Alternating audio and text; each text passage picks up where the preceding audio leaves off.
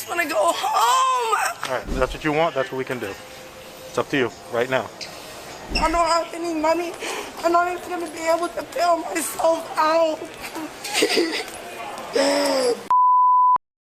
A woman misses her flight, she's stranded, she's broke, she's furious, and then she makes a decision that turns a bad day into a criminal record.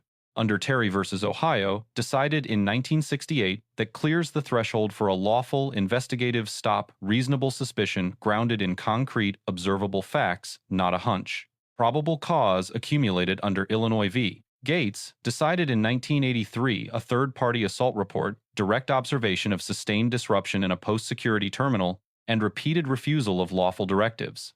That totality cleared the probable cause bar for disorderly conduct under Florida Statute Section 877.0-3. I'm not saying you have to pay for anything. I want to go home. I want to go home. And she's being a bitch.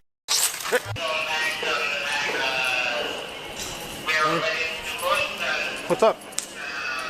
She appears to be intoxicated. I can't board her in that manner. Okay. Bro, are you serious? All right. Las Vegas flight? You called the fucking cops? You're not, listen. Listen, you're not being... Listen, I'm not fucking intoxicated. I can get on the fucking plane. I cannot fucking afford the next fucking ticket. So where the fuck is the manager and who the fuck paid for my next fucking ticket? Because I'm not paying for this shit. She is the manager. Okay, then you can pay for the fucking ticket for me to get to California. Because I'm not paying for this. I'm perfectly fine. I'm not fucking intoxicated. She was refunded? Yeah. I'm not refunded.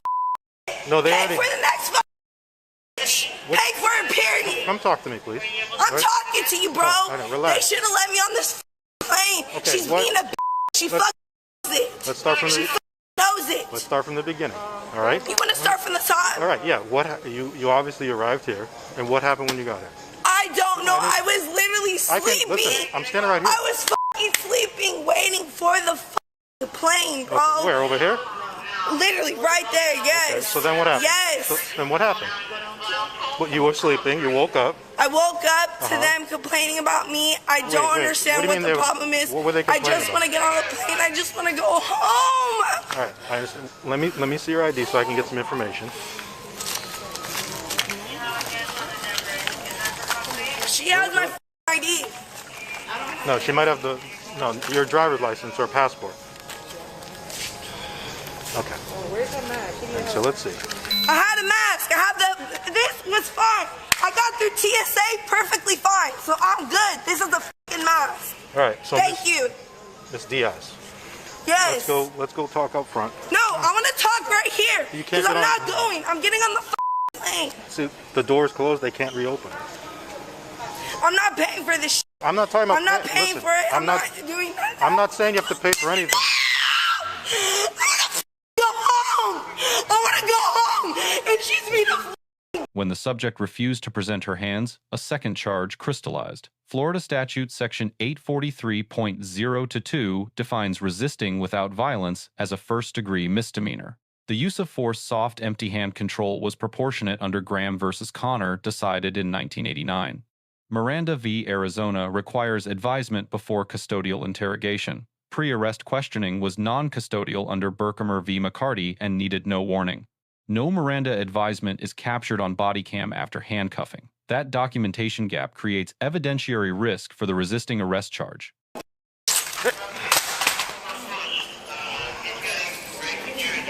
All right.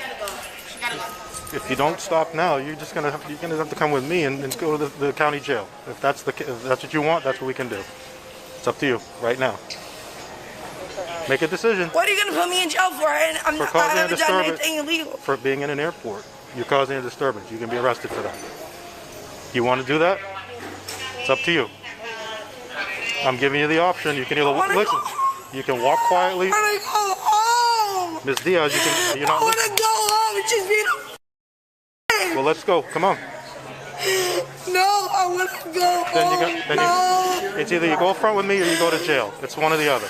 For your safety, please do not leave luggage unattended. That's the only two choices we have. Where do you want me to go? What the f*** do you want me to talk about this? I just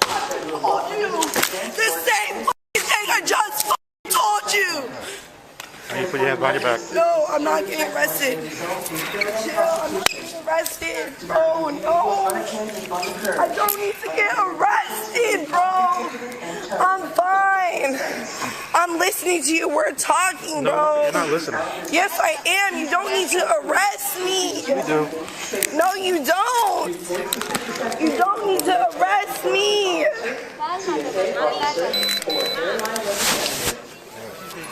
Yeah. Okay, the handcuffs are on. I have to lock it. Relax.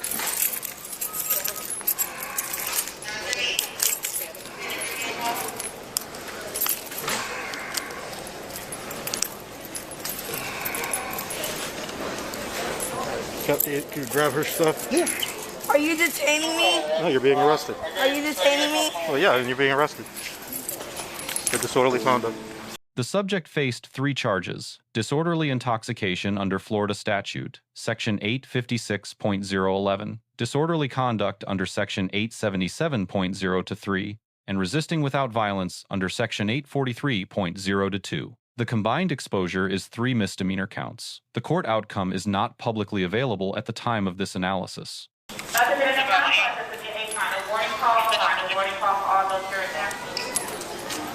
I'm gonna have to take her 1019 because I'm in a pool car. I don't have a printer or nothing.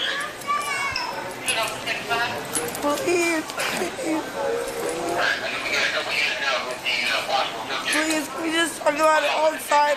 Can we what? Can we just talk about whatever it is we talk about outside? I gave you like 4 or 5 opportunities. You have your computer? Because I have I have my laptop, yeah. You could probably print it from mine. We'll try it. I gave you like 4 or 5 opportunities to walk and talk with me. And then you kept throwing a fit, then you started to walk, then you threw your stuff on the ground, everybody's looking at you, you have to go to jail. We're in an airport, we're not at the friggin' county, we're not at the park. Please.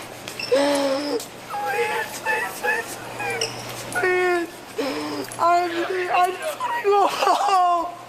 I was just trying to go home. You're gonna get home, it's just gonna be a little delayed. I wasn't even doing anything. Please. Please. Ask them. I wasn't doing nothing. Please. Please. Please.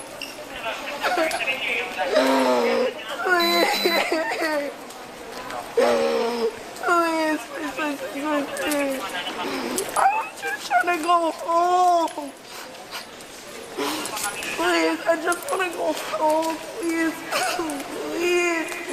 I wasn't even doing anything in the airport. I don't even know why he even said anything. I was sleeping. I was sleeping, bro. I was sleeping and they woke me up with that shit. Please. I cannot stay the night in jail, please. I don't have anyone here having nothing. I don't have any money. I'm not even going to be able to bail myself out. Please.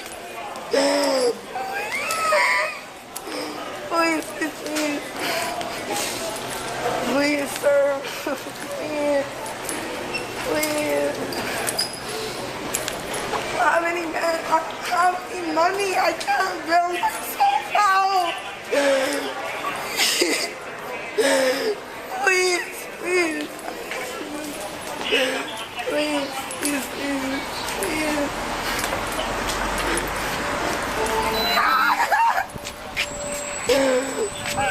I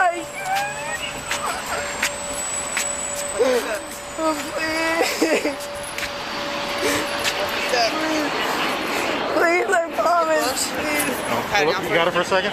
Yeah, I got it. Like I said, it's a pool car, everything's friggin' all over. Yeah, you can pat her down in a second. Let me get this open and... But yeah. Please. We're gonna pat you down here. There's a female behind you, she's gonna pat you down. Okay, please. Your gloves on you or no?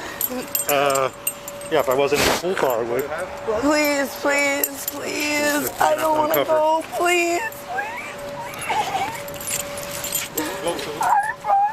Let me pat her down first for you. Yeah. So, you got her? I got her. I Thank you. wasn't doing anything. I was literally sleeping. I was literally sleeping. I don't know why they got so mad.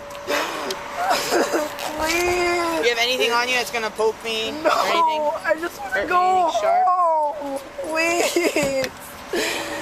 Please, let me go to California. Please. Please.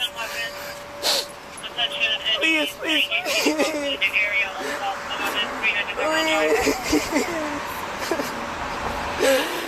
Oh, please, please. I don't know what I'm gonna do. Please.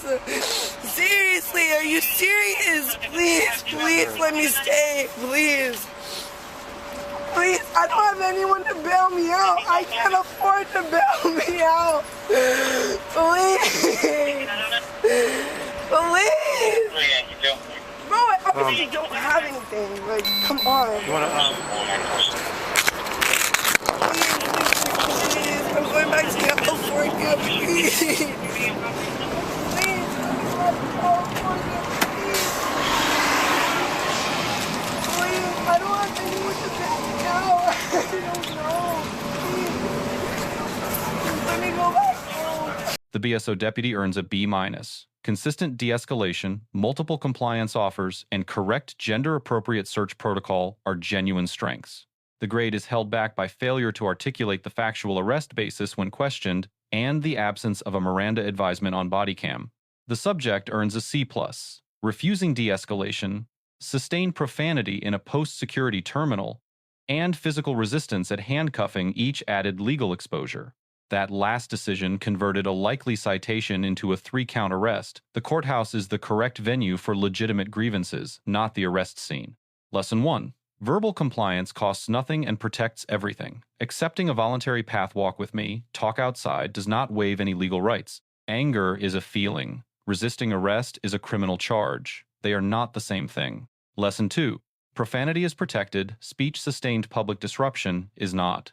What elevates expression to a criminal disturbance is duration, volume, and effect on the public space around you. In a crowded airport terminal, that line is closer than most people expect. Lesson 3. The right to remain silent must be invoked explicitly. Under Bergwis v. Thompkins, decided in 2010, silence alone does not trigger Fifth Amendment protection. Every voluntary statement denying intoxication, explaining the flight, was usable evidence. The correct response is 3 words. I want counsel. Lesson 4. Airport terminals operate under heightened federal and state jurisdiction. Post-security areas are not ordinary public spaces. Behavior that earns a warning in a park can justify arrest inside a terminal because disruption there carries consequences for air travel safety, not just bystander comfort. Let us know your thoughts in the comments below. Thank you for watching, and subscribe for more legal analysis of police interactions.